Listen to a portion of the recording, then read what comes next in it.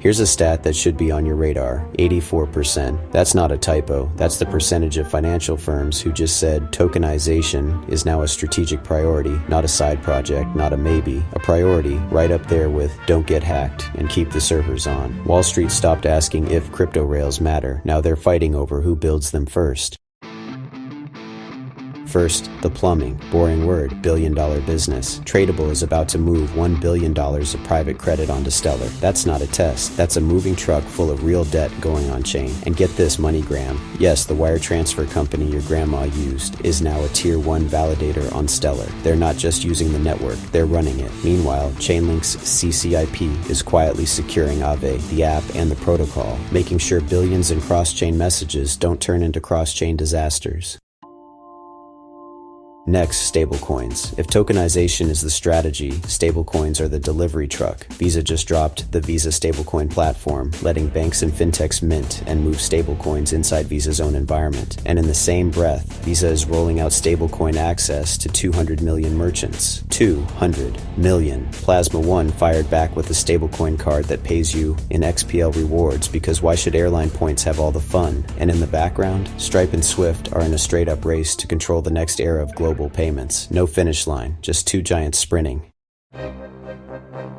Now the villain arc, regulation. The Clarity Act is being called the most important consumer protection bill in years. Cool, except it's been stuck in the Senate for a full year. Rules still stalled, but not everywhere. Ripple just landed on ESMA's MyCA register. XRP officially cleared across the EU. South Korea is dusting off a 76-year-old law to make crypto a national asset class. While Congress argues the big money just buys. Citadel Securities put $400 million into Crypto.com at a $20 billion valuation. BlackRock scooped up $350 million in crypto in 5 days. Bitmain made $45.7 million off Ethereum, staking last quarter. That's 98% of their entire revenue, and they now hold 4.8% of all Ethereum on Earth. Even Bank of America is restructuring leadership just to bridge crypto, AI, and traditional finance. And JP Morgan called Bitcoin's outlook encouraging after Strategy boosted its cash reserves. Now the scoreboard. Bitcoin slipped below 65K as whales took profits, but Coinbase's CEO says 60K is the floor. If BTC reclaims its 69K cost basis, analysts say that could clear XRP's path to $1.26. Speaking of XRP, 13 straight years in crypto's top 10. No other altcoin has ever done that. Ethereum's outrunning Bitcoin on ETF inflows, almost all from BlackRock, but it's still getting rejected at $2,000, and one whale just dumped $55 million in Ethereum. Across the board, retail buying is cooling. Everyone's catching their breath.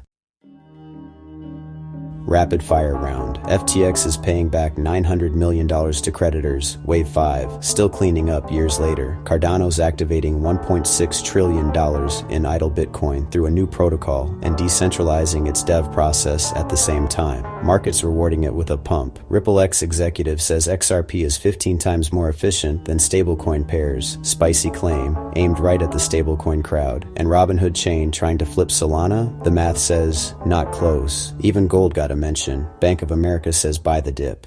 Strip away the tickers and it's one story. Tokenization went from crypto experiment to boardroom mandate. Visa, BlackRock, Citadel, JP Morgan, they're not dabbling anymore. They're building. Regulations still catching up. Capital already left the station. That 84% stat, that's not the headline. That's the thesis. Follow the money flow. Stay updated and stay informed. Peace.